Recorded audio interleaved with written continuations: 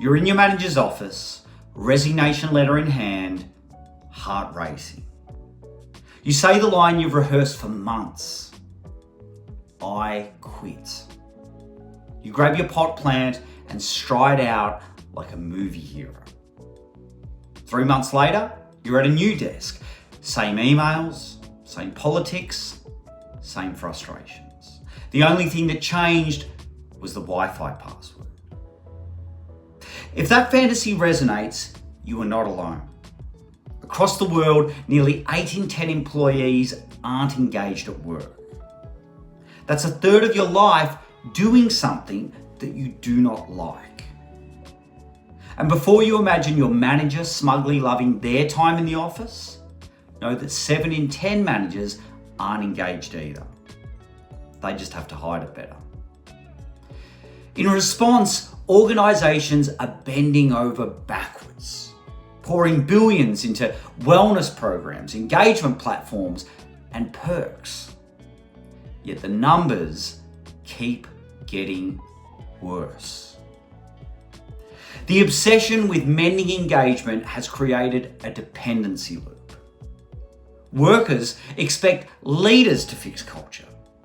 Leaders wait for survey scores to tell them what to fix.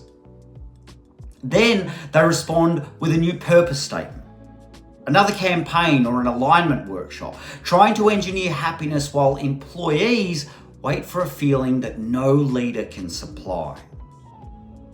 Staff sit at their desks, cynical and exhausted from trying to extract purpose from their position description. Everyone hoping the next program will be the one that finally sparks engagement. But it never does. The more workplaces try to manufacture meaning, the more incomplete people feel when it doesn't. The behaviours then go underground. Employees nod along, write the emails, give a thumbs up to the purpose, and quietly disconnect, sneaking an eye roll to their work bestie and stretching breaks just to get through the week and bank the next pay. It feels fake because it is. We've been conditioned to think engagement must trickle down from the top. If leaders were better, benefits bigger, or culture brighter, then we'd feel fulfilled. Expectations have ballooned so much that employment is now treated like a lifestyle contract. People expect not only fair pay, but purpose, well-being, flexibility, and emotional nourishment.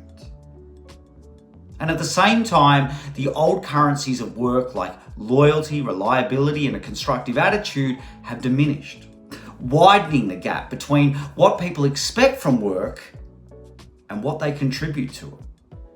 So if we've never had more flexibility and perks, why do we still resent work so much? Because engagement isn't handed down from the boardroom. It's built from the inside out. While leadership and environment matter, your engagement is yours to own. That means you can change jobs, but if you don't change, the misery will follow you. And we need this conversation now more than ever because a new catalyst has arrived. Artificial intelligence, making the impact of a disengagement impossible to hide. AI now handles the mundane work we've long complained about, from repetitive emails to admin churn and producing corporate jargon. And in many cases, it does it better than we can. This forces a confronting question. What's left for you? What remains is the part that depends on you giving a damn. Engagement is the entry point to the work AI can't touch. Creative problem solving, critical thinking, and genuine value creation. AI is a magnifier. It amplifies whatever you bring. If you're curious and willing to learn, it's rocket fuel. If you resist change, it accelerates your irrelevance. AI won't replace people so much as it will expose them. The engaged gain leverage. The disengaged get left behind. No company will continue paying someone who is checked out or doing the bare minimum when technology can perform without complaint. This is a call to move past the fear of being replaced and become someone irreplaceable. That shift requires 3 capabilities no technology can automate: clarity, capability, and character. So let's talk about the new engagement triad. Number 1, clarity.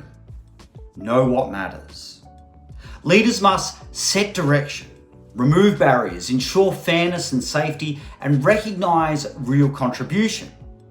These are the basics of a healthy workplace. But leaders should also stop trying to turn work into lifestyle centers. We don't need another well-being pillar trying to merge personal life into work.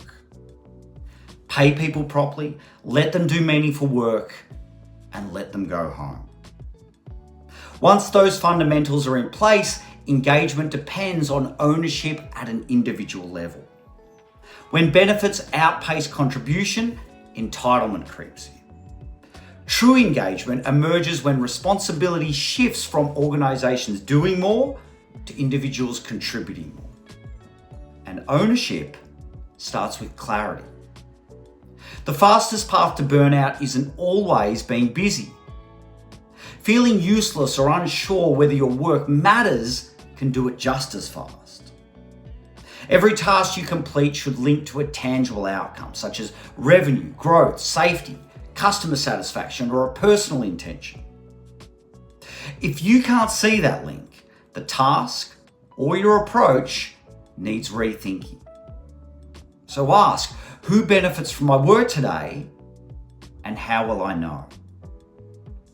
Where clarity meets accountability, engagement follows.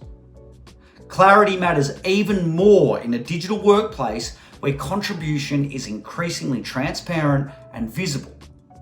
Now, this cuts both ways. It protects employees from unreasonable demands, but it also exposes effort that doesn't match impact. Number 2, capability. Build what AI can't. Few things drain engagement more than the sense that you're not moving forward. The era when your development relied primarily on your manager's investment is over. Anyone with internet access now has more learning resources available than at any point in history. AI literacy has become a non-negotiable skill to possess. You don't need to become a coder, but you do need to know how to prompt effectively, interpret output critically, and build smarter workflows. Then double down on what remains uniquely human: judgment, empathy, persuasive communication, creativity, and influence. Use AI as a thought partner, but resist the copy-paste sameness it tempts us toward. Originality now lives in thinking and creating beyond the model. And 3, character. Who you are when it's hard. Character is the standard you hold yourself to when no one is watching. It shows in how you handle pressure, ambiguity, and responsibility. It's choosing ownership over blame, usefulness over cynicism, and steadiness over drama. It's telling the truth when it's uncomfortable and having the courage to say no when you should. Integrity is what earns trust, and trust is something AI can't replicate. For organizations, this means promoting character first. We often expect managers to be superheroes, part coach, part psychologist, part strategist, all while delivering business results. But in the real world, where managers are imperfect humans, at a minimum, they must be respectful, clear, fair, and appreciative of others' efforts. Those who can't meet that standard, regardless of tenure or technical skill, need to move out of the role or out of your business. Technology can perform tasks, but it can't embody values. Now, we can keep stacking well-being perks like sandbags against dissatisfaction. But without discipline or ownership, they only create fragility. The engagement triad of clarity, capability, and character shifts focus back to what has always been yours: your effort, your growth, your integrity. When these three things align, fulfillment stops being something you chase and becomes something you generate. Purpose becomes a byproduct of how you show up, not a condition you demand.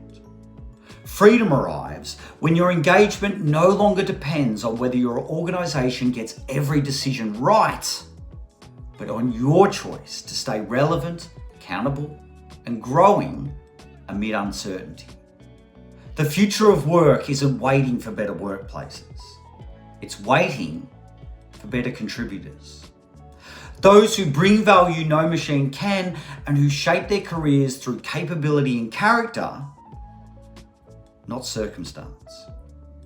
If this video resonated, please subscribe for more, and it is inspired by my book, From Loathing to Loving Your Job.